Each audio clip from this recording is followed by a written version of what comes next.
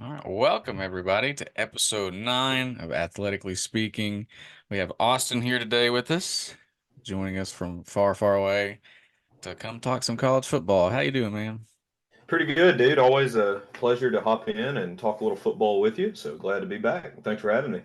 Oh yeah, anytime, man. We need to get you together sometime in person. Thinking like August when the full preview show comes out, we should all do a big group thing. Fine with me. Sounds great.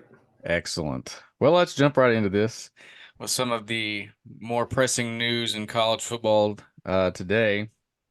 Let's start it out. The powers that be in college football for the next 2 years have expanded to a 12-team playoff. As of possibly in 2026, they're looking into expanding for the 14-team playoff, where the SEC and Big Ten champion get a automatic bye, along with three bids for both those conferences, two for the ACC and Big 12, and then one group of five plus whatever remaining at larges. How do you feel about that, and what's going to happen to college football when you expand to that 14? I think we are what 10. We've been doing the college football playoff for 10 10 years. years now. Yeah, we're 10 years past due on just a bigger playoff.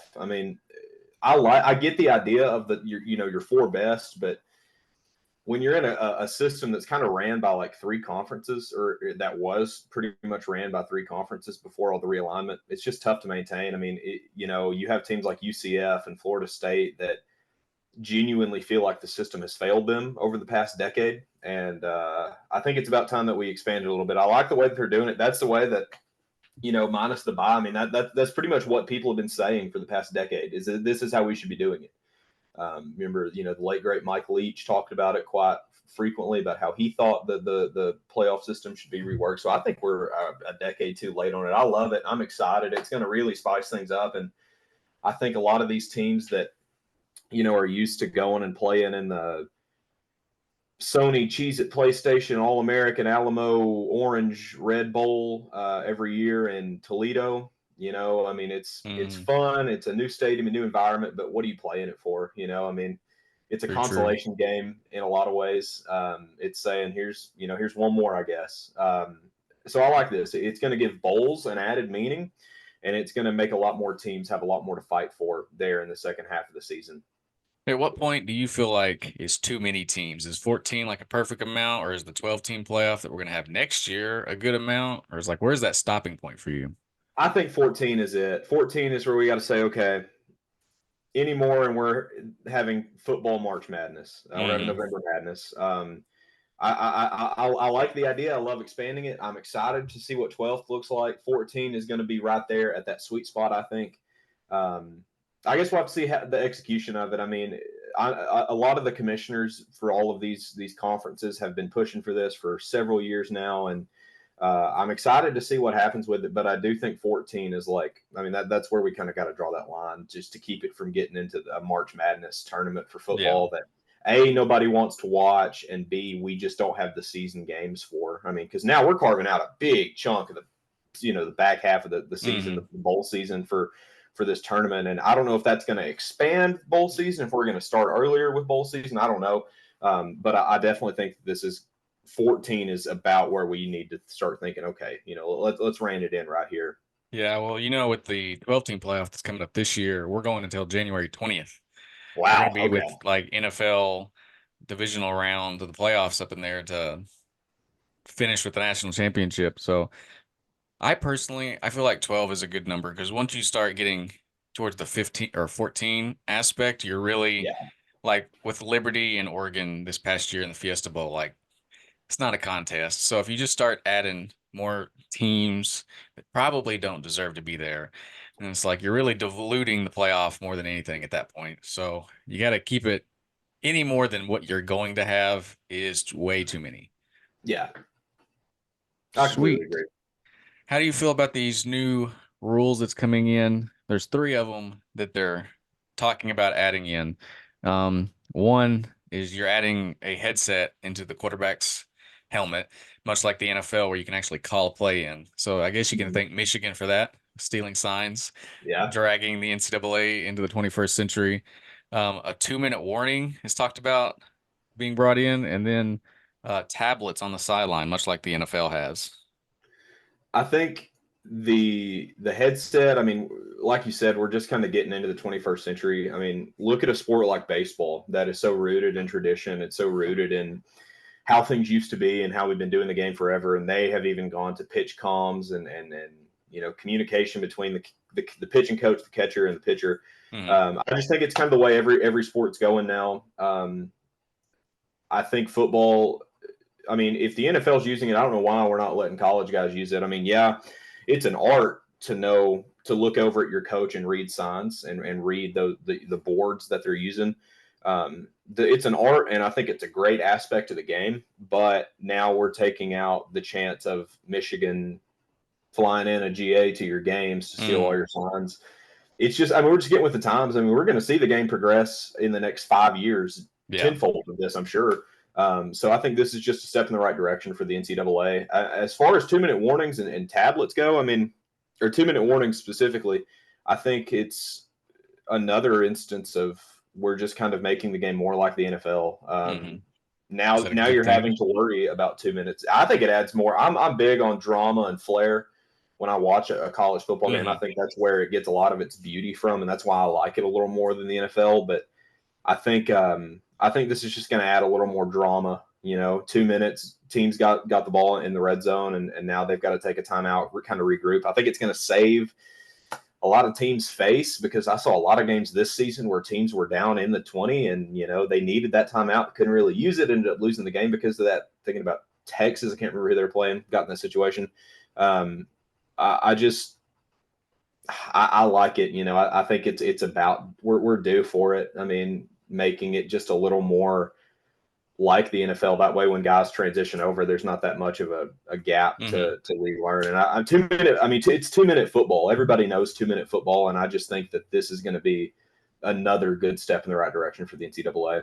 Yeah, most of these rules I don't have like a big problem with. Like if you got I think you should have a headset in the helmet because that Yeah, speeds everything up on the field. Like the biggest complaint, like the NCAA has been changing rules for the past few years because we want to speed the game up, quote yeah, unquote. We want to make it safer for players. Well, best way to speed the game up is not having people stop and look at the sideline every 5 seconds trying to get yeah, a call in. Just stick the headset in the helmet, let them listen to what the coach is saying, and then go. You're quickening the game. Those hurry up offenses is going to be even more lethal now because you're yeah, giving them, hey, here it is, go. And you can do that by the time the next plays ended and just go with it. That easy. yeah. Well, that's all for college football news. Pretty easy. Not a lot, but that's a pretty good amount of stuff to talk about there. I agree. All right. Your task for this episode that I had gave to you is out of the now Power Four conferences, ripped to the Pac-12. Um, give me two teams, one from your returning members that's already in the conference, and a team that is coming in that is a new member. And which two teams in each conference are you feeling like is going to be a team to look out for in 2024? So let's start.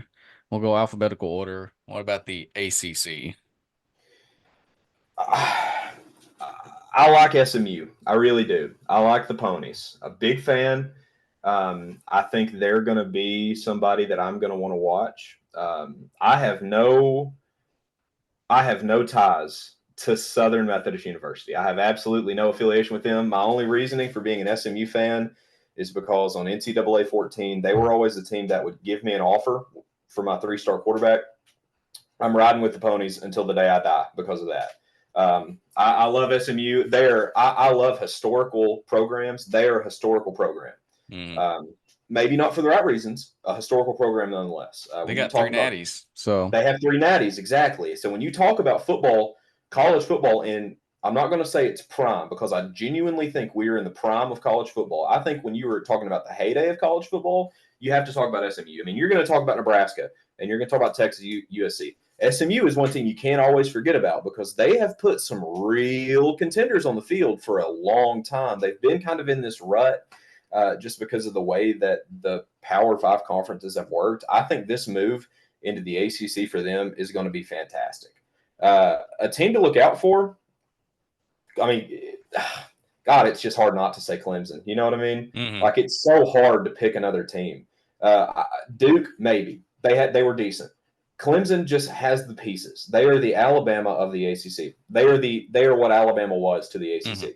Um, I think that they have all the right pieces. They have a coach that I really like. They have a quarterback that has been working his tail off. I think they're going to. I'm not saying that they're going to go out and win the Natty. I'm not saying that they're going to get a deep playoff run. I'm saying that Clemson for the ACC is going to be the premier football program this season. I agree with both of those. So my new member is also SMU for a lot of the same reasons that you said. I think when you think about what SMU was before the death penalty in the 80s, they got Yeah, three natties. Like, of course, they were paying players, but you can do that now. That's a legal thing to do. yeah, So giving SMU access to a Power Four conference that still has Florida State and Clemson in it right now, like that is going to be very helpful for SMU. They're yeah. bringing a lot of additions in. They got Ohio State transfer. They got the offensive tackle from Oklahoma, Jonathan Jefferson out of Georgia, Mm-hmm. an Oregon receiver, and Anthony Book from Arkansas. Like some of those guys are going to be really key pieces for what SMU is going to want to do in the ACC. And the Yeah. ACC is not a difficult conference to play in. No, it's Like, not. look, SMU should win 6, 7, 8 games. Like that should be a pretty easy thing to do in the ACC, and maybe Yeah, even push 10 games next year. Like SMU is really primed to take a good, massive step in the ACC and become something that they want to return to from what they were in the 80s. Not saying they're going to win championships or anything, but yeah. they have the capabilities to get back to where they want to be. I think SMU. I think this was the perfect move. This isn't the SEC, so now you're not having to contend with your Georgias, your LSU's, your Missouris, but you're going up against real competition. I mean, Hmm. you're talking about teams that could win an SEC road game. Like they could go into Knoxville or they could go into like Gainesville and win a football game. And Hmm. it's not a stretch. They do it every single year. This is not anything out of the ordinary for the ACC to be a real contender to have somebody playing in the national championship, as we saw with the 3 years it was Alabama Clemson pretty Yep. consistently. They just have such a track record of taking players that want to win and making them very successful. Look at Trevor Lawrence. Look at everybody that came before. You know, they just want to win. They just want to play the game. Yep. You don't have your big personalities go to Clemson because that's not where they fit. That's not what Dabo wanted. That's just not their formula for success.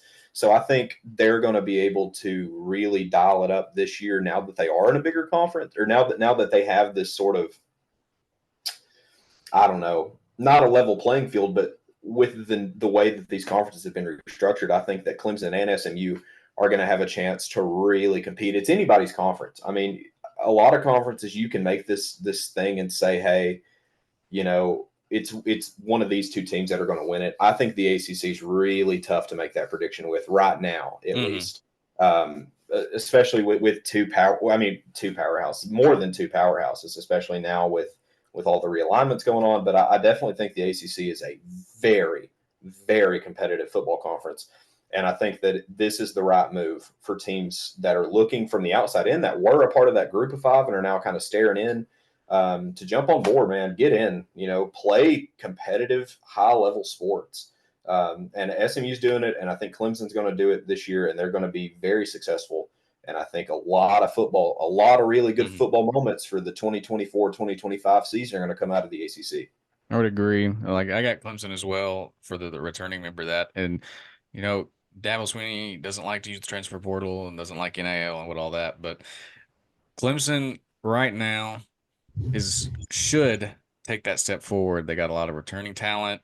The quarterback has a year under his belt. Like they are primed to take a step forward now that Florida State has doesn't have Jordan Travis. They don't have a lot of defensive talent because they're all off in the NFL.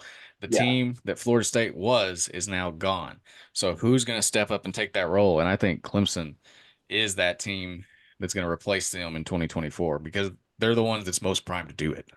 I mean, Yeah, I agree. I think Florida State, when you mention them, it's hard to talk about Florida State because they don't have talent, but they have such a good coaching staff. Like they're Hmm. going to build talent. Like look at the teams from when Jameis was there, and look at the teams even from these past couple of years.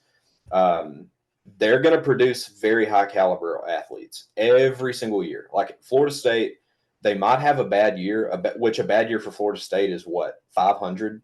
I Hmm. mean, they're going to make a bowl.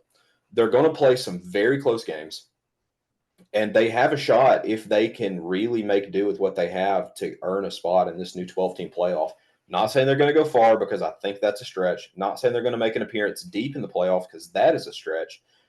I just think that Florida State has the tools in their coaching staff, in their facilities, in their fans to produce a another high caliber football team within the next 2 to 3 years.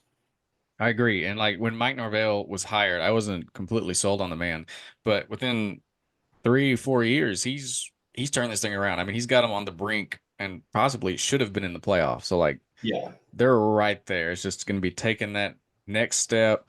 Let's redevelop some players and then get back in the 12 team come this year or in the future. yeah, I agree. I mean, I think we're just kind of waiting on Florida State to be Florida State again. Yep. Simple. All right. You got any more for the ACC? No, I mean that's about it for the ACC for me. I mean it's just such a tough conference to call. Which with the new realignments and new playoffs, they're all tough. I mean, there's not a conference that there's a clear cut winner right Very now. true. There's a So I lot think of depth now with all the movement. Like every conference has 3 or 4 there's teams that could make that run. I mean, it kind of feels like we're talking about NFL football a lot of times, just because of the way that players are moving around and the way that the NIL is working. Hmm. I'm not super anti NIL. Pay them, absolutely, let them get money. I think that's we should have been doing that a long time ago. But I think it changes the landscape. And like you mentioned with Dabo, he doesn't like it. You kind of have to. You got to You do don't it. really have a choice. So I think that changes a lot. And with the ACC, like right now, it's tough to say what's going to happen because there's still time. I mean, I think the ACC right now is looking very Clemson heavy, but it's just so tough to say. I got you. All right, let's move on to the next one. I'm going to take a diver right here real quick. With the NIL and stuff, I know you mentioned that. I agree they should be played, but they need a cap or something. Yes, You shouldn't a have thousand like percent. one player making a few million and another player somewhere on the team making a few thousand. Like cap it, Yeah, make sure everybody gets the same amount and everybody's happy. And then you can't get tampering from being teams like whoever being like, "Hey, I'll pay you this many millions if you come play for my team." yeah. I mean, I'm going to shell out a couple $1 million to get Caleb Williams to come throw it to some two-star in-state talent. Yep. Why wouldn't I? I mean, I'm not building an NFL roster. It's still different football. It's still completely different. Like the NFL Hmm. and college, no matter how much we're paying guys, no matter how much we're redoing our playoffs, it is a different ball game through and through. So I think, yeah, man, I'll pay $6 million for Caleb Williams to come Hmm. slinging around. Why wouldn't you? I mean, I also think there needs to be a cap because here in a couple of years, you're going to have a team come out of nowhere and really have some boosters or have somebody in high position of power really shell out some money, and then you're going to start building a franchise. Yep. When at that point, these should be privately managed football organizations at this point. Hmm. The NIL's got some ironing out to do, but I think in a couple of years, once we figure it out and once we can put that cap on it and say, all right, we've got Caleb Williams is making enough money to never work again, and my second string center has to work at McDonald's when he's not playing football. Yep. I'm not a big fan of it right now. I think in a couple of years it'll be great with this new game coming out and everybody's going to get paid from it. It's a little different. I don't know, but I think right now we're in a good spot with the NIL, and I'm glad the ball is finally getting rolling. The NCAA is Yeah. just so painfully slow at making anything work. So I just think in a couple of years it'll be great once coaches figure out the ins and outs, and once everybody kind of understands what's going on with it. I think it'll be really great. But like you said, I do think we need to cap it at some point. I think that'll come a lot when like I've seen reports and articles where it's like the Big Ten and SEC have like with the whole Tennessee and Virginia suing the NCAA, and they won that case as Yeah, of right now. But it's like eventually the power conferences at B is going to break away from the NCAA and they're going to have their own thing. And I think that's because the NCAA is not enforcing anything right now. So No. I think once that breakaway happens, then you'll see those conferences be like, okay, let's put these rules in place and actually enforce them. But that's not going to Yeah. happen until the breakaway occurs and all that goes down. All right, back to it. The Big Ten. Who you got? Who's your two teams? Let me get my notes pulled up here. So Big Ten, I mean, I like the Big Ten. Everybody for the past couple years, I'm not going to say they've slept on the Big Ten, but it's definitely out of the Power Five, one of the ones that you don't think about enough. You Mm-hmm. think about the teams in the Big Ten that are consistently like in the college football playoffs, but there's so much good football that is not being looked at. You know what I mean? I think as far as like returning teams that kind of need to be looked out for, I mean, God, I made notes on everybody, and I'm just trying to find one or two that I think because there are so many 500 teams coming into this, and so many teams that I think are honestly they're just going to be 500 again. Michigan, or sorry, Minnesota, UCLA, they're great teams. They're they're probably not going to break 500 if we're Some of being those completely schedules, honest. while looking through all this, those schedules are hard. Well, dude, let's talk about Washington's schedule real quick. Washington State, Michigan, Iowa, USC, Penn State, UCLA, Oregon. Holy smokes, that's a 500. That is a 500 record. With the I changing of the understand that guard, they were exactly. They're 14-1 last season. Great, you had a fantastic season. You lost conference. I'm thinking right now 3-6 in conference play, 6-6 overall. That isn't the team I think you should look out for though. I was think just your looking at big them. teams this year. I mean, obviously, like God, it's just tough to say. I mean, I think Oregon's going to be great. I think Oregon. Oh, I think Oregon's a two-loss team. I really do. I think Oregon's going to lose two. I think they're going to go down 11-2. I think they. Oh, it just hurts me to say. I think they could do it. I think they could go undefeated in the Big Ten. I think they Um, could too. I mean, Like, their schedule. like I got their schedule right here. They got Idaho, that's a win. Boise State, Yeah, that should be a win. Oregon State win, UCLA win, Michigan State, they're not going to take a step forward like they want. Ohio State's the first game that they come to that they no, could lose, but I Ohio State's even questioned right now. Like the change of quarterback, Will Howard coming in from Kansas State, like Ohio State, they lost yeah. some key receivers to the draft. We don't know about them. Then Purdue, Illinois, Well, and Ohio Michigan, State Maryland. has an Ohio State has such an easy schedule. And that is my team that I think is going to return and be good. I understand that they lost their quarterback and they're kind of working out some kinks. Look at their schedule, dude. Iowa, Oregon, Penn State, Michigan, Akron, Western Michigan, Marshall, Michigan State, Iowa, Oregon, Nebraska, Purdue, Northwestern, Indiana, Michigan, Penn State. Who's going to beat them? I mean, Yeah, Oregon, Oregon's maybe, the if only one on Oregon that plays schedule that well. would. What is Marshall going to beat them? I mean, like, the only other team that I'm looking at on Ohio State schedule is Northwestern just because I don't know much about their program. That's it. Like that's all I've got. I mean, I just who beats them? No, Yep. there's nobody on this conference except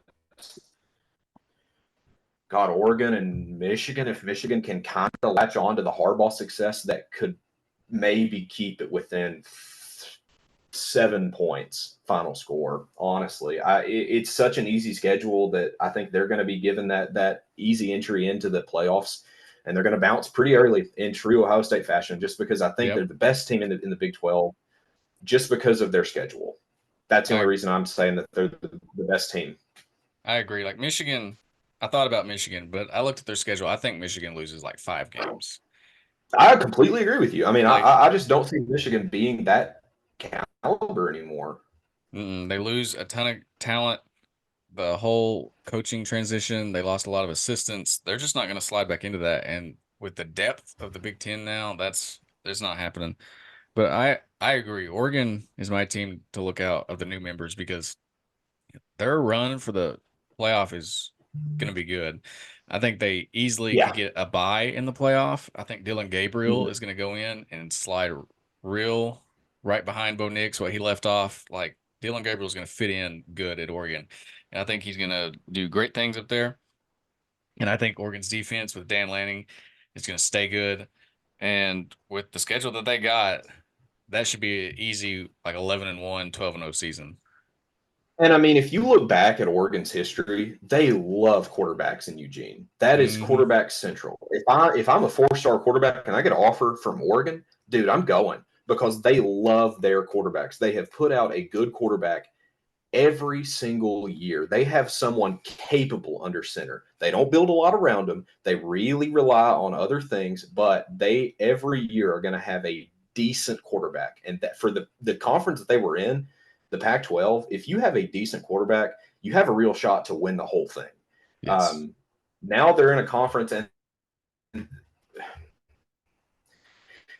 I was also going to say Michigan as my team to watch. The reason I'm not saying Michigan is because I think they are riding. They I think they thought they were going to keep Harbaugh. Hmm. Really, I genuinely thought they thought that they were going to come in and keep him. Well, Because they look at their offered him like schedule: a Texas, USC, Washington, massive Oregon State, schedule Ohio or State. Yeah, contract. I mean they pulled really hard games. Like I mean, Texas, Oregon, Ohio State, they're going to lose. Those are three losses right there. I think Illinois has played well enough against them in the past to maybe surprise everybody. USC, I have no idea. I don't know what they're going to look like this year. I think if you're a Michigan fan, if you're a diehard Wolverine, you're hoping for 8-4 with this schedule because there's three games that you're just not going to win. That's Texas, Oregon, Ohio State. You have to really lock in when you go to play teams like Washington and Northwestern and USC this year. Yep. Those are not going to be easy games. Those are not the teams you would have seen from those schools 5 years ago, 2 years ago, 3 years ago. It's time to lock in if I'm Michigan. And they thought they were going to keep Harbaugh, and they don't have Harbaugh anymore. So now they have to play these games as a real college football program. That's why I did not say Michigan was my team to watch this year because I just don't think they're going to have that same success. I think Harbaugh won that for them. Great. You don't have him anymore. Let's rebuild. It's okay. Every team has to take those rebuild years. Every Hmm. single franchise does it. So it's fine. I think just let this year go by, build with your success, get ready for next year. That's why I'm not saying Michigan. That's why I'm going to stick Oregon and Ohio State. Yeah, I agree. Ohio State too. Ohio State, we went over their schedule. Like it's easy, but like Kyle McCord left out for Syracuse last year, and I'm not completely sure that he was the problem at Ohio State. Like the defense was not great throughout the whole year, Yeah, um, which showed when they got to Michigan, a physical team, and they just outplayed them massively. So that with their defense, like they bring in Will Howard from Kansas State, but Will Howard hasn't done much in the Big 12. So what makes me think that he's going to go into a now tougher Big 10 and be able to make that pay off? I think Ohio State, with their schedule, will be okay. yeah. But once they get in, like you said, if they get into the playoffs, like that's not going to be a fun game for them No, because they're going to get I mean, smacked. yeah, they're going to have a good seed, and they're. I think if they get into the playoffs, they're not going to play a powerhouse team in the first round. They're going to Hmm. play somebody that they're used to playing in the season. I think once you get deep into the playoffs, then you're going to have a tough route because who have you played to get ready for this? Yep. Minnesota, Akron, Arkansas State. I mean, there's just no. You're not competing against anybody, and the teams that you compete against, you're going to lose to. Hmm. So I just don't see them competing well when we get into January or December, for that matter. So I agree. Next up, our long lost home conference, the Big 12. it it pains me that I'm not a Big 12 fan anymore. I love Big 12 football and I love Big 12 culture, and it just sucks that I don't know. It's weird. It's like your first Friday when you don't go to your high school anymore. Like when you graduate, Yep. you're a freshman in college, and it's like, well, I'm not playing tonight. I'm not watching the game tonight. Um, so it's a little weird, but I will say I think there's still going to be some really good football. Returning teams, it's Oklahoma State's conference now. 100%. It is not even close. Teams that, God, I mean, UCF, my, I like Arizona State. I thought they had a good team last year. Baylor will continue to disappoint me. BYU will continue to disappoint me. Cincinnati and Colorado, whatever. I mean, I just think it's between Oklahoma State and everybody else. New contenders, I don't know. I mean,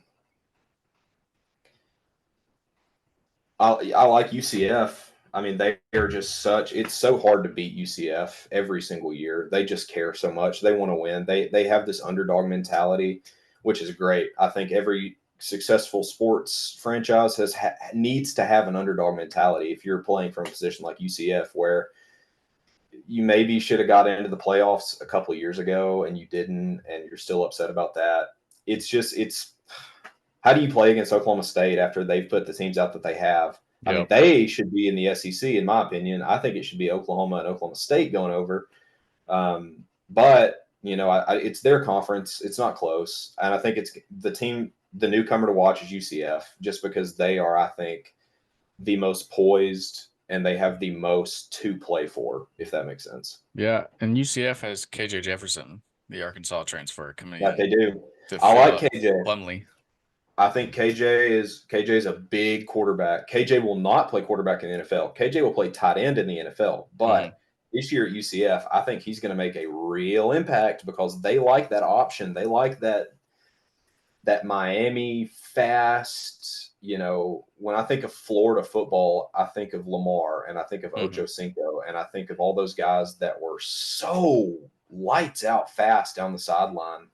And that's the style of football they play, and that might work in the Big 12. It might not. I think the Big 12 defenses are not great. We've seen Oklahoma win some games they should not have Yep. won against some questionable defenses. So I think KJ's a good move for UCF. I love KJ. I'm a big KJ fan. Watching him play at Arkansas was great. So he now knows how a semi-successful SEC team works, and I think that'll be a lot for him to transfer over. I think they'll learn a lot from him. Hmm. I think UCF is looking good. Tough to play against Oklahoma State though, so I Yeah, think I it's think Oklahoma State and UCF are my teams. yeah, Oklahoma State is I feel like the easy option. Um, they bring back Ollie Gordon. They bring back a lot of talent defensively. For some reason, I'm blanking on the quarterback, I am too. I'm horrible with but names. I'm not even gonna sit here and try to act like I know it. he's coming back, and he had an okay Yeah, season last year. Um, I mean, they made it to the Big 12 championship. They played for a title. So, I mean, Oklahoma State's going to be right there. Like, if they aren't in the Big 12 championship and likely in a playoff spot, then that's a failure because their schedule is really easy. Their toughest opponent on that schedule is who I have now, and that is Utah, with Cam Rising coming back for his like seventh year of college football. I think yeah. their team is going to be really good. They didn't show it this year with in the Pac-12 because Cam Rising was hurt, but bringing him back for her first year in a pretty manageable Big 12, I think Utah Oklahoma State's going to be your Big 12 title game at the end of the year. I can definitely see that. I think that's valid. I kind of forgot about Utah, and I just didn't really think about them as a contender. Like they played really, I mean, fantastic football last year, Hmm. and the year before. The past 3 years they've been great. Well, I prior to love last year, Utah they were back-to-back Pac-12 champions. exactly, and I love Utah. I think it is just a tough move coming out of the Pac-12 when you are used to success because you're probably not going to have that in the Big 12. I think you're running the risk of putting too much on your plate, and then you're going to have to get hit in the mouth and keep going when you don't win 10 games. Yep. And it's just, Oklahoma State is like the only team I think is going to win 10 or 11. Um, And that should be a consistent thing for and them. if they don't, they will fire their head coach. That is not a question. If they do not produce this year, he's gone. He's going to look for Hmm. another job because they have too much going for him right now to lose and then have to think, okay, what happened? Hmm. Um, why were we the number one ranked team in this conference in the preseason, and now we're hoping to break 8 wins. Yep. Anything less than a historic year for OSU, and I'm a little bitter. I will say I am a little upset with the way Oklahoma played them last year. But I think if they're going to do something that's this year, I think now their competition has left. Texas and Oklahoma are gone. The big dogs are letting Oklahoma State be who they have wanted to be for years. Yep. Um, Now is your they're time to shine. now, exactly, now is your time to shine. If you're Oklahoma State, you have to capitalize, and if you don't capitalize, somebody else needs to be calling your plays for you. Yep. From the multiple OSU fans I've talked to, they are wishing for the OC to be gone. So we'll I've heard see. We'll see this. what happens this year. It should be easy 11-win season. Whether or not they get there or not, we'll see. But there's no reason they shouldn't be in the 12-team playoff. Yeah, I agree. All right, now our current favorite conference, the SEC. What you I got have for us? I have been when I was looking over everything last night. I was thinking about how much I can talk about Missouri because right now I'm like the biggest Missouri fan on earth. Um, I freaking love them. I love Drinkwitz because me and you are from his alma mater, and Mm-hmm. um, he's from right down the road from where I'm at, right down from Alma, whatever you want to call it. 11-2. Holy smokes! What a ridiculous season they had.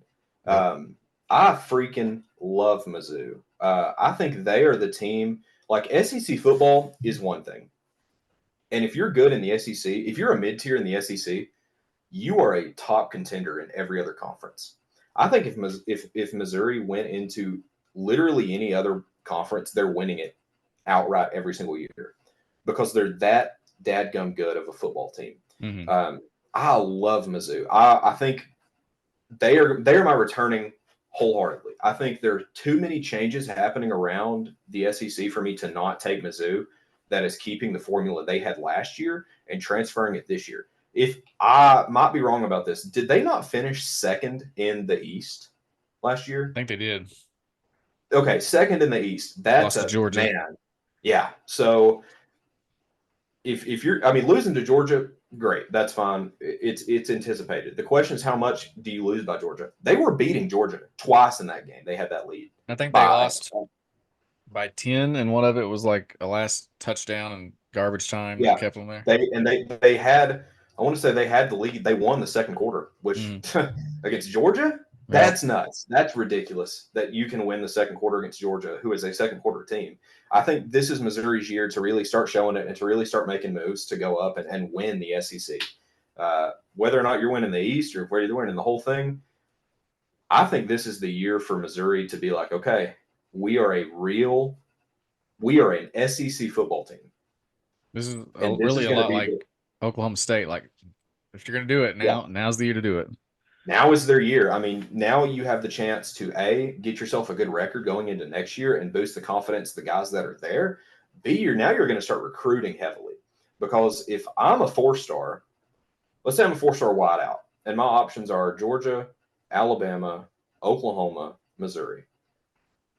I'm going to play every down at Missouri, and I know that.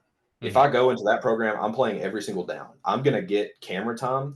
I'm going to get stats. I'm going to look good coming out of my career, going into the draft. I think they have the tools to start solidifying themselves as a real powerhouse in the SEC, the toughest conference I think to do that in. Um, and I think this is their year to really start building that momentum and getting things going within the next 5 years. We will see a Missouri team go deep into the playoffs. Mm-hmm. That might be a little hopeful. I really think Drinkwitz can get it done as long as he stays on top of his game and keeps recruiting like they have.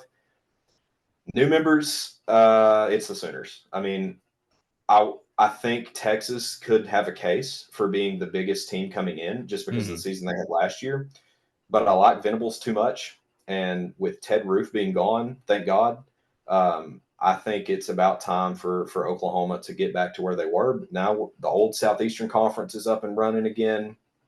It's You're an SEC school. You have no excuses anymore. Nope. I get the excuses before of, okay, we're playing, you know, Kentucky, or not even Kentucky. I mean, you had the excuse before of, okay, well, we played Tulane and got played close, or we played Houston and got played Mm-hmm. close. There are no more Tulanes. There are no more Houstons Yep. for you to give up that game. Every year, Oklahoma, and I've talked to you about this since we've known each other. Every single year, Oklahoma has one game they should not lose that they will choke. They will Yep. choke it away, and they will lose to Iowa State, or they will lose to somebody that you had. If I'm taking the over, I'm not taking the over on Oklahoma ever, because they are going to give up one big game a year. Mm-hmm. What that game is, I don't know. Probably Missouri, but I think they're going to win some games that they shouldn't, like they do every year. Excuse me. And I think that they are going to shock some people. It's tough to come into the SEC. It's tough to come to the SEC and win. Lord knows. But I think this is an Oklahoma team with some things that aren't in their favor. You have a quarterback that's really inexperienced. Your wideouts aren't the best, and your defense is rebuilding. I don't think that's going to stop Oklahoma at all, because everybody wants to play in the SEC. Recruiting will not be an option. If Venables can really get that team going and really have them play Oklahoma football every single week, we're talking about a 10-2 team. Mm-hmm. A 10-win team, I'll say. 11 wins if they really come out and shock some people. But I think we're looking at a 9 to 10 win season. I would agree. Like I got OU coming in as well as the new team. And what steered me away from Texas is, which I'll talk about a little bit more later, but like Texas should be good. Their schedule is Yeah. pretty easy. Like OU schedule, we're rolling Temple, Houston, Tulane, Tennessee, at Auburn, which could be tough. Texas and Dallas, South Carolina, at Ole Miss would be tough. Maine, at Missouri, Alabama, and at LSU. Really, I mean, Oklahoma does not have the depth defensively like they should have. No, no, Now, no. with that being said, though, they return 9 of their top tacklers from 2023, which that is a ton of experience, which you might not have. You don't have that depth. So as long as your defense stays healthy, then defensively, you're looking pretty good coming into the SEC year one. Your I biggest, think, go ahead. sorry, go ahead. I think the two games I am not going to be shocked by the loss: at Auburn, at LSU. That's hard. You're going into Auburn as a first year team. They're not great, but wow, is that a tough spot to play? That's very tough to play. The environment is ruthless. I Like you mean, said, Auburn's not great. Like they might take a step forward. How big of a step they take from last year, I don't know. But yeah. I mean, Texas is Texas. Bama is Bama. I don't know why they're playing Maine. That's a little random to me. yeah, But LSU and Auburn, dude, that's oof. I one mean, of you, them that you said they're really, going. You said they're going to Baton Rouge. yes, I will be That's at tough. that game. That's going to That's be, I might have to go down for that one, because that's Baton Rouge is different. I that's a think a wild lot of LSU, place. I think LSU's success comes from the fact that they play in Baton Rouge. Because look at the games that they use. I mean, I grew up watching the old Alabama LSU rivalry. Hmm. Um, Dude, any time that you go to Baton Rouge, you're probably not going to win. It's not looking good for you. They call it Death That's Valley for a reason. exactly. I think that's the toughest place to play in college football. I think that is the toughest place to play any sport in college. Hmm. Auburn is not. I mean, the War Eagle is a vicious fan base.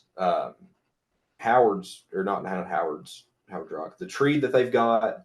I think Boomer's there is Corner. yeah, that's what it is. I think there is so much tradition and so much pageantry and so much love for Auburn football that I'm expecting them to lose that game in LSU, just because you just don't go and win in those Hmm. road environments your first year in the conference. Every other Well, game, I think you can make the excuse that they win, and they probably yeah. will. But those two The games, I don't know. the biggest thing for Oklahoma, like I think your defense will take a step forward with Venables. It's year three. He's going to make improvements on the defensive side of the ball. Your biggest thing is can your co-OCs, how do they fill out in the first year in the SEC? And how does Jackson Arnold perform in the SEC? He showed glimmers of hope in the Alamo Bowl, but he also threw three interceptions. So He did. him leveling out, staying calm, and getting through those first SEC games. Because I mean, you got Tennessee as your first SEC game, and then you go on the road to Auburn. Yeah. If you're shaky, that's not going to be good for you. I think that Tennessee game will decide the rest of the season. Like, I think if they come out and Tennessee hits them in the mouth too many times, then the rest of the season is going to be like, whoa, man, Hmm. you played that bad against one of Hupel's off years. Yep. Um, that's not a good look. I think that you have to win Tennessee. You have to, have to, have to. If I'm Venables, I don't care about any other game except Tennessee because if I win that one, that is my first SEC win, and Hmm. then I can ride high off that game if I play well, and I can go down to Auburn and I can stand a chance. But Have if confidence. exactly, but if the Volunteers and Hupel drive all the way to Norman and absolutely stick it to them, that's hard. That's a tough win to bounce back from in a week. Yep. I would agree. I mean, if Arnold comes out and he makes development and they develop him and he does what he's supposed to do, OU could like 9-3 is the worst. You lose Yeah. Oh, yeah. at Absolutely. 8-4, 9-3.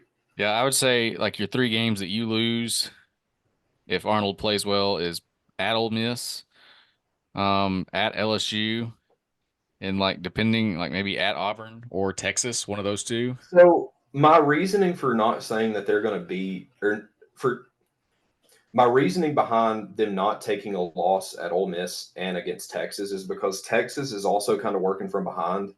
I like Quinn Ewers, I guess. I Yeah, mean, I he's like their okay. program. He's fine. I think he's great for Texas football. Texas just has so much depth that if they can really get that first line of OU defense worn out, we're kind of screwed. Hmm. To be completely and totally honest with you, I mean, they just have such a big team, and they have so many football players that can go out and win that it's tough. Yep. But I think that they just have a lot to prove. They're in the same boat we are. No matter how good or bad you are, it's your first year in the SEC. Hmm. I think if Texas loses the game before the Red River Shootout, Oklahoma beats them just because they're going to be off their heels. But I think if Texas wins and Oklahoma loses, I just think it's about that week before. I think that will set the momentum going in. What week is Red River this year? That is October 12th, and OU has a bye week before that. Okay, that makes me feel a lot better. I think a bye week is what you need before. That is your biggest game. That is it. Auburn is your biggest conference game. Texas is your biggest football game because you've got the rivalry, two new teams to the SEC. You've got a quarterback that everybody's looking at in Quinn Ewers, and Hmm. even down the line, Archie Manning. Um, man, I love Sam Arnold. I really do because he's my quarterback. That's my guy.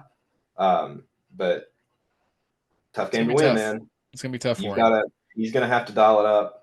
And I know that he's working now. Like probably as we speak, he's getting ready for that season. But that's tough, dude. Quinn Ewers is so dadgum efficient. Texas is so dadgum efficient. But I just think because of that rivalry, like last year, we saw an OU team that wasn't fantastic, but they beat Texas. So Hmm. or they played Texas well. So I mean, I just think I think rivalries don't like. I It think doesn't before matter and who's after, good or who's bad. yeah, Anything can it happen. matters who's good that day. I mean that's such an old high school coach thing to say, but it just matters who wants it the most. You know what I mean? Yep. So that's why I'm not speaking on that game just yet because I don't know because I haven't. I just don't know. That's a tough game to call every year because rivalries are so dadgum hard to decide. Ole Miss, I'm just not impressed. I wasn't impressed last year with Ole Miss, to be completely honest with you. I like them. I mean, they're great. They're a well-ran football team, but every year they leave me wanting a little more. Yeah, They and never can get the job done. I would agree. Like they're my team to look out for, and that's the amount of transfers that they've taken in from the portal. is a ton. Yeah, Like it I'm is. kind of in the same boat with Missouri for them. Like right now, if Lane Kiffin can take that talent and make it into a team and not just have these individual people here that should be good, like on paper, they should do really well. So whether or not Kiffin can take them and actually do something with them is going to be the big deal because if he can't, then that team's going to be same thing as they've always been, maybe above average or something like that, but Yeah, nothing to write home about. But if he can get them locked in playing together, that team could be really deadly in 24. I agree. I mean, it's Lane Kiffin though, and I just haven't been super impressed with Lane Kiffin in a number of years. To be completely honest, Mm-hmm. he hasn't done a lot that I'm like, wow, that is just good coaching. Mm-hmm. Well, I He's had mean, some great teams. I mean, he yeah, had Levy calling his plays for him for so long, and Levy is literally the best in the business. I think he is one of the best coordinators that the game of college football has seen in a while. Um, but it's it's still Lane Kiffin football. It's still Ole Miss at the end of the day, and yep. I just don't. Lane is not a team spirit guy. Lane wins games. Mm-hmm. It reminds me of the Raiders a couple of years ago when Gruden took back over and was just signing kind of the bad boys of the NFL. Yeah. Um, that's kind of what I'm being reminisced of because they were great. They had talent. All 22 positions had nothing but talent, but they didn't do anything Like nothing to because show for all that. they were so individualistic, and that's just what we're going to see again this year. I think I'm just not impressed by Ole Miss ever, to be completely honest with you. I think Matt Yeah. Corral was their last shot at really doing something big. Let's see. They got so the toughest games they got is at LSU. They Okay. play Oklahoma at home. They play Georgia at home. But that's their three toughest SEC games at LSU, OU, and Georgia. Yeah, but didn't we see Arkansas play them really close a couple of years ago when they were supposed to maybe get a shot at winning the Natty? I They mean, did. I don't believe it. I don't believe any of the hype about Ole Miss ever because every year Ole Miss is going to win it and Texas A&M is going to win it. Hmm. And then we get to the season, and what are they going to do? Go 9-4 and Peach Bowl. maybe get yeah, play in the Peach Bowl or play in some other stupid bowl. I mean, they're the SEC, so they're great, but what have they done? What do they have to show for Hmm. anything in 6 years? Ole So Miss I just, has always been a team that's the one who pumps the SEC. SEC is like you follow the coattails of Alabama or Georgia, and you're woo. Look what the SEC did so great because you just haven't done anything. I mean, it's Oxford, it's SEC. The fan base is SEC. Vanderbilt has diehard fans. Hmm. Kentucky has diehard fans. People are ready to lay down their life for the Commodores. They're not a good team. Nope. I'm sure it is tough to go play in Nashville. They are not a good team. Ole Miss is not a good team. People love Ole Miss. They're not a good football team. And I'm so sick. My biggest pet peeve with the SEC, and I'm surrounded by Arkansas fans everywhere I go. Arkansas fans are not as bad as Ole Miss fans about saying that this is the year. They are Hmm. the Cowboys. And as a Cowboys fan, I say that with a little bit of a chip on my shoulder. They are the Cowboys of the SEC. Every year it's Ole Miss's year. Every year they are going to go back and they're going to get it done. The Rebels or whatever we're calling them now, they're going to go get it done every year. Is what you're Yep. going to hear from every Ole Miss fan, New York to California. When have they done it? When have they gone out and been like, okay, that's a quality football team? Matt Corral almost did it, and then he got hurt. Yep. So I mean, I'm not buying into it. I never have and I never will. I'm so violently anti Ole Miss that it disgusts people Very because passionate they're about it. not going to be good. They're not going to be good. They will not be good. They will not be a 10-2 team ever, ever. They're going to be 9-4 on a really great year or nine whatever. They might get 8 wins, and people are going to say that next year's their year, and that's just what's going to happen. And I'm just not. I'm not surprised by it anymore. I like how passionate you are about this.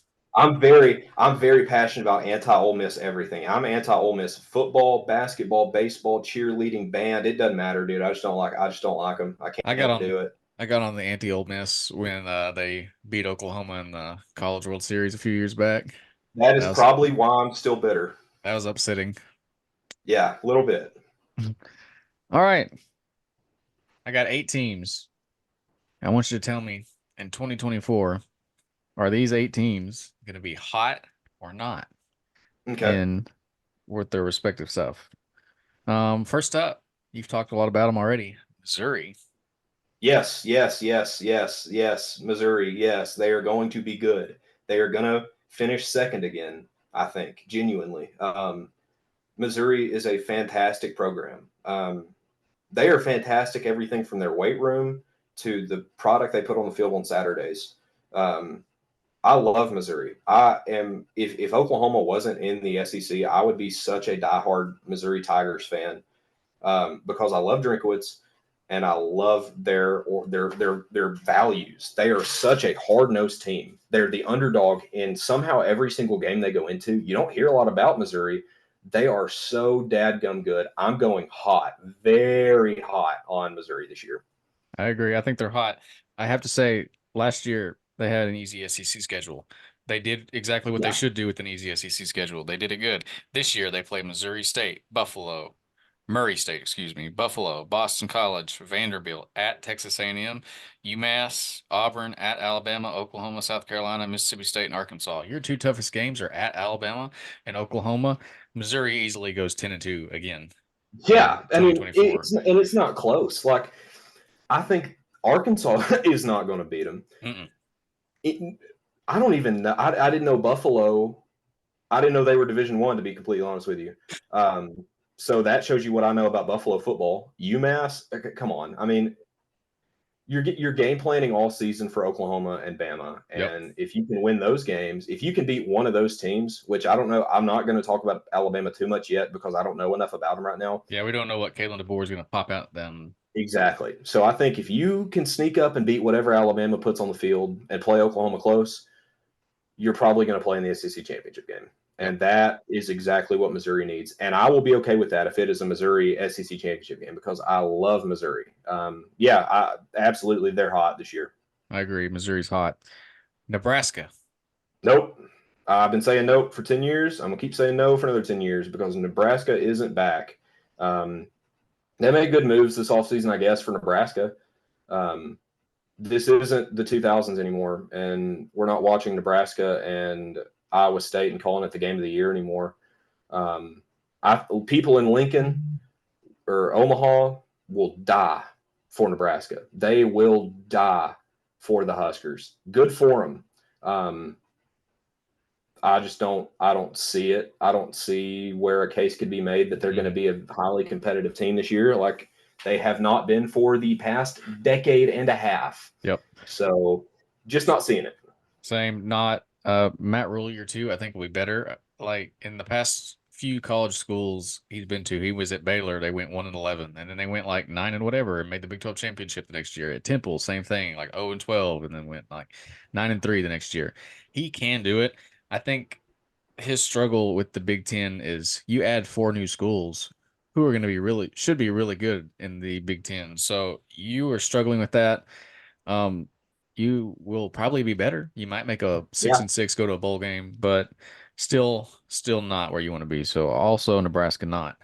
Next up, USC. I have mixed feelings about USC. Love their coach. I think he I think there is some questions to be asked on why he was the head coach of Oklahoma. I think I'm not the only person wondering why Stoops left and gave him that job and then why he left Oklahoma and went to USC. Money, sure, better location, sure. I think he was uncertain with the progress that he was going to make in the Big 12 and then in the SEC. And that's Mm-hmm. why I think he jumped out and left for then the Pac 12. Caleb Williams isn't your guy anymore. Nope. So now what do we do? Now, how do we build around that? Well, NIL is going to help you out because if I'm a quarterback, I don't mind playing in LA with all the Yep. prettiest women on earth and the beaches and celebrities and money and LeBron James. And I mean, it's I mean, Caleb Williams lived in a penthouse this entire semester, so not a bad I gig. I pay $1,000 in rent, so if he can afford it, that's great. Wish I Yep. could. Um, I think he's got his own worries right now with his showing at the combine, which wasn't Mm-hmm. great, or what little he did show. Um, I just don't know where you go if you're USC. I think I'm going to say no. I'm going to say they're not going to be hot this year. Just because I don't really know what that leaves them. Like your literal life force is gone. What do you do? I mean, do you recruit somebody or do you just keep building what you had? I mean, I'm going to say no just because they're really going to have to show out without Caleb Williams for me to say that they are a quality football team this year.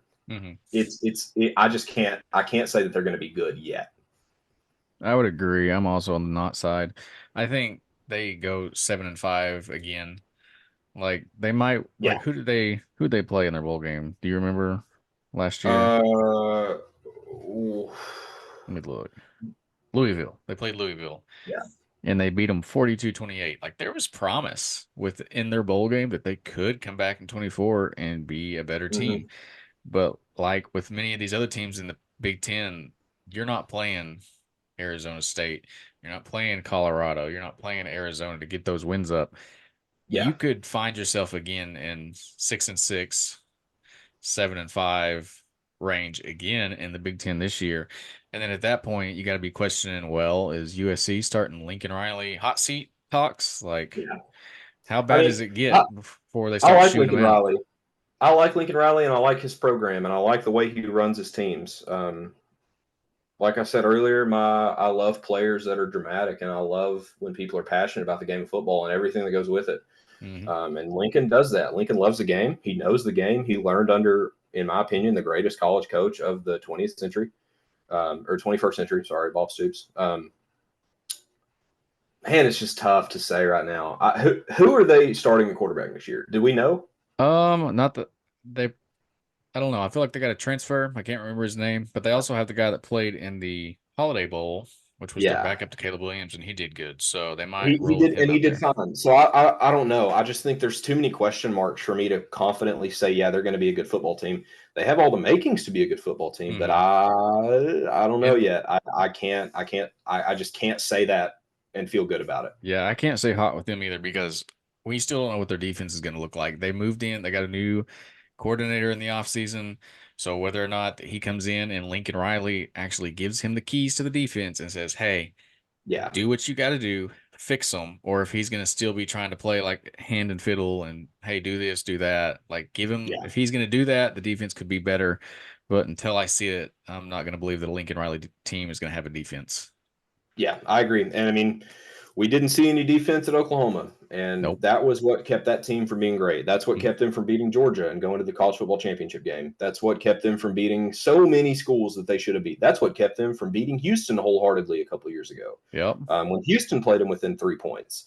Um, I just if Lincoln Riley will just run the team and let the coordinators be the coordinators, Yep. great year, fantastic year, defensive side of the ball.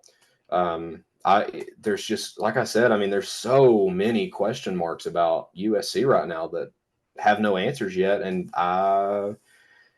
ask me again in August, ask me again in June, I might have a different answer. Right Hmm. now, no, it's a no for me on USC. Sweet. All right. Texas. Yeah, I think so. I think Texas is hot this year. I love Quinn Ewers. I love their system.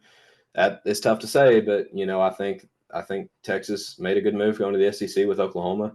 I think Texas has the tools, a lot like USC, to do it. I think that what separates them and USC, and why I'm saying Texas is hot, is because we saw this year's team last year because they're not losing a ton, if I remember Hmm. correctly, not losing just a shattering amount.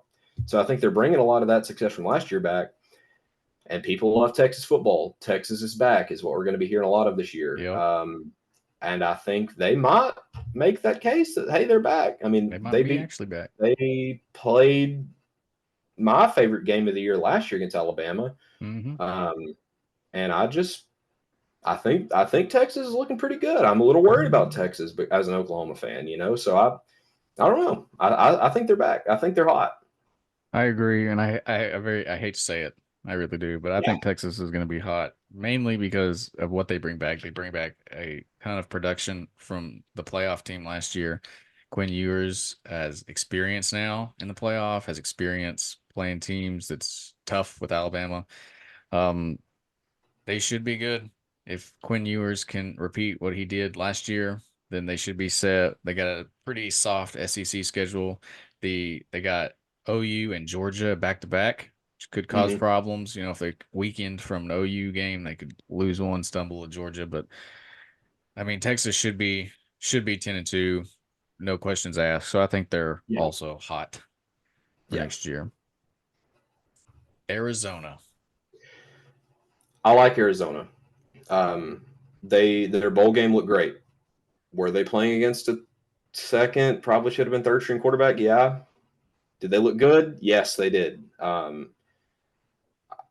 Arizona hasn't in a long time been a powerhouse football school. That's just not their thing. I mean, they've had some great basketball teams. They've had some dang fine baseball teams. This year I'm gonna say, ooh, I'm gonna say no on Arizona this year. I'm gonna say not. That was a split second decision, but I'm gonna say not. I had written them down. I'd come into this thing and I was gonna say they're hot. Now that I'm talking about them, I just don't know. Um, I don't know what their schedule looks like, to be completely honest with you. Let's see. Pull it up But real I quick. just last year they were fine, I guess. I mean, they look good. I just don't know what the conference move is going to look like for them. All right, they They're got New Mexico, NAU, which is Northern Arizona, Kansas State, at Utah, Texas Tech, at BYU, Colorado, West Virginia, at UCF, at Houston, TCU, and Arizona State. four losses, five Yeah, that's losses, I that's think. not a terrible schedule. They're not going to beat Utah. Mm-mm. BYU's a tough game. Are they playing at BYU? Yes. Okay, that's tough. That's hard. Going to Brigham Young and winning, that's difficult. Arkansas really struggled with it. Um, Oh, you struggled with it last year. OU struggled heavily to go to Brigham Young and win and one. Um, so I think we're looking at four losses. Does that mean they're a bad team? No. I think I'm gonna say hot just because I know what Arizona is going to be in 2 years when they really start playing the NIL game, when they start playing the portal, when guys want to live in Phoenix. I think is where that is, Mm-hmm. Flagstaff maybe. Um, right now, no. Right now, it's a hard. Oh, dadgummit. Yeah, I'm gonna say no right now, but I'm gonna say yes next year. You're gonna ask me again in 12 calendar months. I'm gonna say yes because I think they're gonna Excellent. be that good in 2 years. Right now, no. I'm also going no. My big reason for that is they had a lot of people on the team jump in the portal because of Jed Yeah, Fish's exit to Washington. That changing in the guard is not going to be good for Arizona. They had yeah, stability. Fish was doing it. They were doing good things, and then he left. They had team jumped in. Like some of them came back out of the portal when they were offered money. I just don't feel like you got a great situation in Arizona right now, and I don't think that's going to transition yeah. well the first year in the Big 12. So it's a That's. not. I mean, they're going into a conference that, like we said earlier, you're playing it. You're really trying to see who can play Oklahoma State the closest. Mm-hmm. Um, this year, no, it's not going to be close. Next year, yes, I think it will be. I just think they need a year with a new head coach and a new conference and players to realize I want to play for Arizona, to win games. I don't know what their booster situation's like. I haven't looked into like the culture at the University of Arizona. Um, I just think if they have the moving pieces, if they can match and keep up with the big dogs in the Big 12 as far as recruiting and keeping players around and keeping a good head coach and keeping a good coaching staff, then in 2 years, yeah. But right now, no. I mean, I agree with you. Their quarterback situation isn't fantastic. It wasn't last year. It's probably not going to be great this year. Um, they just don't have any studs. Like they don't have anybody that when I think of Arizona, I think of this guy or this guy. A new coach might help them. I don't know. I think their coach, I think he made the right move going to Washington, Mm-hmm. because I would right I'd go now to also want to get Washington. out of Yeah. Arizona. Yeah, I mean, I just This year, no. I just don't think it's in the cards for him. Next year, yes. I agree. Florida State. Nope. Nope. I'm not buying it this year. They lost way too much. Yeah, I agree. Way too much. I'm mad that they didn't get in the playoffs. I think they should have. That team could have played Michigan close. They wouldn't have beat Michigan. They could have beat Bama. They could have beat Washington probably. Hmm. I Next think year, like out of that field, they beat three of those teams. They just yeah, don't they beat don't beat Michigan. they don't beat Michigan, but they beat Bama and Washington. I think no, just because of what they lost. But I like that doesn't mean I don't like Florida State. I've always liked their teams. It's I, tough. I mean, we've seen TikToks about what it's going to be like on NC Dub 25 when you're yep, taking Toledo down to Florida State and dealing with it. I think no, but that's still a good team. I agree. I mean, Norvell had the team to go to the playoff, and they just missed it. So not Yeah, by their own fault, but yeah, like next year is going to be rebuilding, getting like you have an easier shot at it. So if you can rebuild and have a decent season, you might squeak your way in. But I'm going to say no, just because of what they had. They lost all hmm that now, so it's not going to be the same yeah. like, hype that you would see coming in. Michigan. Nope, nope, no, no, no. I don't think so because I think Harbaugh won that. I really do. I believe with my whole heart that that was a Harbaugh won championship, and that was not a. Michigan is a great team. Nobody else in college football could have beat Michigan in that game. But I think that was just so much on how freaking good of a coach Harbaugh is. Every Harbaugh is a great coach. Um, they know how to win championships. It took John a little longer. It took Jim a Hmm. little longer. Whatever. Um, this just isn't the same team we saw last year, and I'm going to say no, just because they're not bringing enough back for me to be confident in what they're going to put out week one. And Harbaugh's a good coach. You've got big shoes to fill. Harbaugh is the only coach. He was the only coach in college football last year that I would have been comfortable with him being my head coach. I'd have been comfortable with him being my D coordinator. I'd have been comfortable with him being my offensive coordinator. I'd have been comfortable with him being my linebacker coach because he knows the game that well. Hmm. And they don't have that anymore. And he's gone to a bigger and better opportunity. The Chargers might be the best team in the NFL. They're probably not. They might. Um, but Michigan is not a team that I think is going to be hot this year. I think they had. I'm so happy that they finally got one because I love the Big Blue. I think they are one of my favorite team atmospheres to watch because people love Michigan football.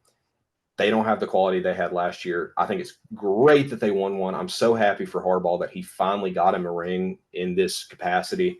Um, but they're not going to be able to replicate that. They're not going to be able to keep up. I mean, they're going to get 10 wins because they're Michigan, but they're not going to go deep in the playoffs. I don't think.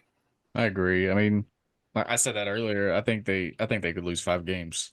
Like Yeah, with their schedule, they could lose 5 games and be fall from grace. They're not going to be.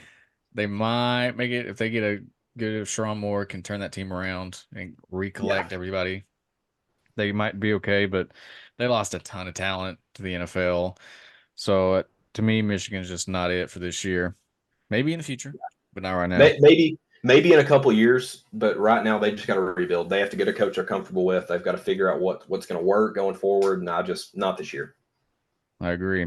And then last up, Alabama. I on my notes I didn't write anything down for whether or not I thought they'd be hot or not because I don't know. I love Kalen DeBoer.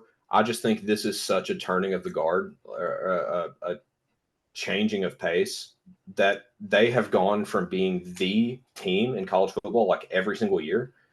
Even if they don't win they're the only team I've seen in any regard: basketball, baseball, football, pro, college, high school, little league. That if they don't win a national championship, people are upset. People are Hmm. mad that Bama didn't get them one. Um, I like DeBoer. I don't think I just didn't expect them to go that way when they hired him. I didn't think he was the guy at all. But I even Um, posted and I was like, I'm selling out for Kirby Smart. I'm going to do everything I can possibly We do to all get that were. man there. Everybody was selling out for Kirby Smart. Everybody wanted him because who else do you get to replace Saban but the guy who beat Saban? Mm-hmm. Why? I mean, Kalen DeBoer's young. His guys might have loved him.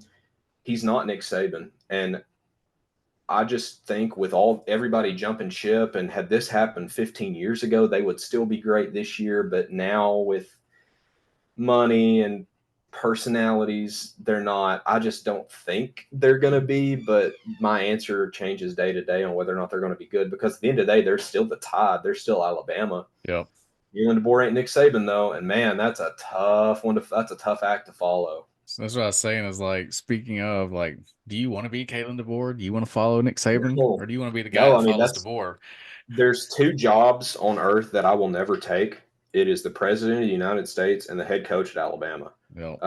Because if you tie your shoes different, then they're going to get you for it. I mean, Mm-hmm. they're going to wring you by your neck. The media is going to, the fans are going to do it. You're going to be talked about on Paul Feinbaum for years to come. I just hope that this isn't the Houston nut of Alabama football, a Yep. guy that came in after one of the greats and sets the program back 10 years. I'm worried about it. I've been thinking about it a lot. I've been listening to what everybody has to say on it because I don't know. I just don't. I think it's the same way I feel about USC. Too many dadgum question marks right now to know whether or not they're going to be good. They're Alabama, but they're out. Is Alabama without Yeah. Saban? Is Alabama without the best players in the nation? Um, Now you're going to see how good Alabama really is at building a team and how good they've just been at recruiting. You know, I agree. so I right now I'm saying no question mark. That's basically why I'm at. I wrote this down and I was like, I don't know. I don't know because like what we said, the changing of the guard, the people, the players, there's been several transfers out. Can DeBoer bring it all together and keep the ship going? And Yeah, that's going to be hard to do because Nick Saban, even in his waning years there, was struggling to keep it going. So yeah, DeBoer coming in, uh, it's hard to pick against the Tide. It really it is. is. I mean, it's And it's like picking against the Patriots after Brady left. I mean, that yep. and that's exactly what I think we're seeing right now. I think we're seeing the Brady or the Bill Belichick and Tom Brady leaving the Patriots, Hmm. and we're seeing a new era. I for a number of years always said that I got bored of college football playoffs because it was just Alabama, and then you have to look back and realize how special that was. Yeah. To see a team like that every single year. A bad year for Bama. They're trying to fire Saban if he loses 3 games. Hmm. That I don't want that job. They're expecting absolute perfection because they're thinking you're the next best bet. They want you to be the next best bet. And I just think Kalen DeBoer's not that guy. I think he'll be at Alabama for a long time because I don't think I don't think the University of Alabama Hmm. wants a revolving door of head coaches. I think he's going to be there for 5 years, but I don't think it's going to be a very reminiscent 5 years, if that makes sense. So I'm going to say Yeah. no right now, but I might change that in a month. I don't know.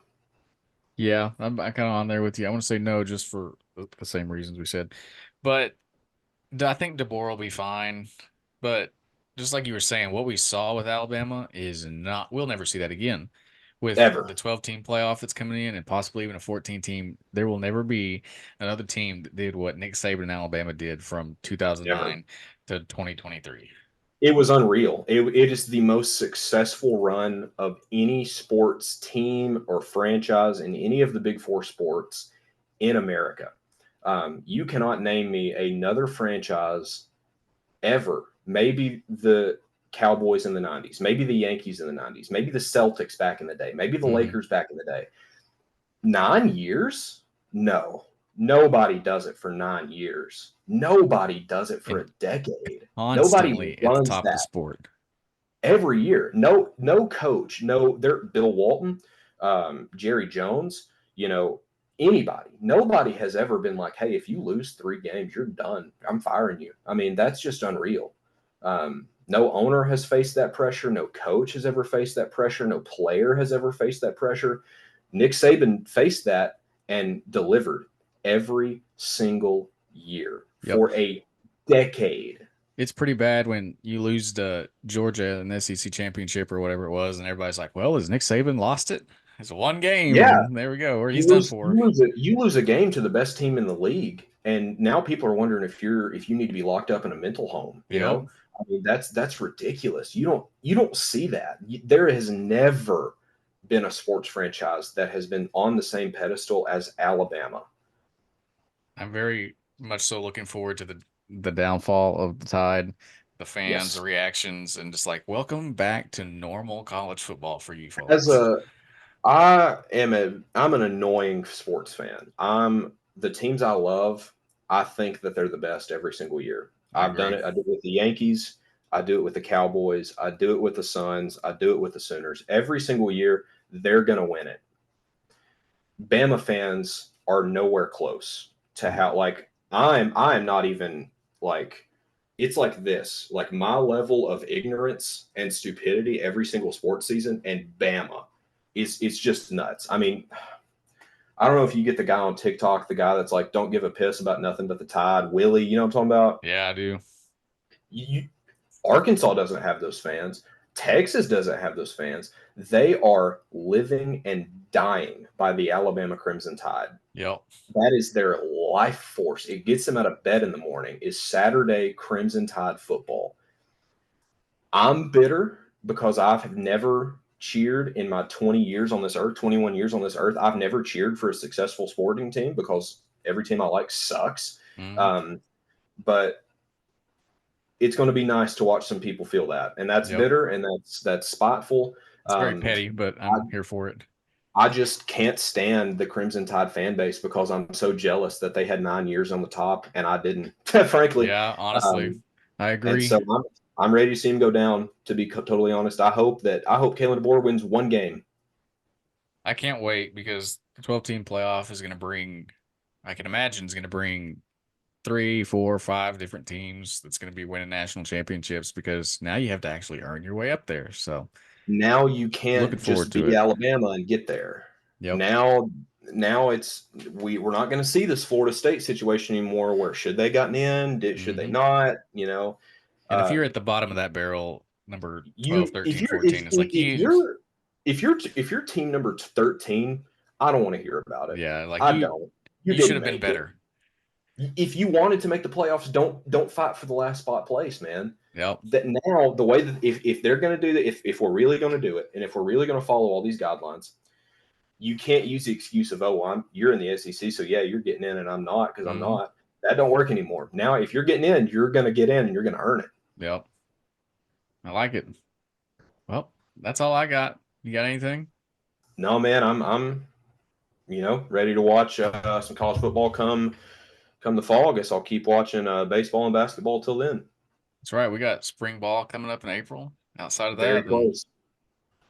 that's what we're here. All right, man. Well, it was fun. Hopefully, I'll see you Always. on again here in Yes, the sir. next few Absolutely. months. We'll start doing a conference breakdowns coming up here shortly. So I have to hit you up and get it going. Sounds good, dude. Just let me know anytime. All right, man.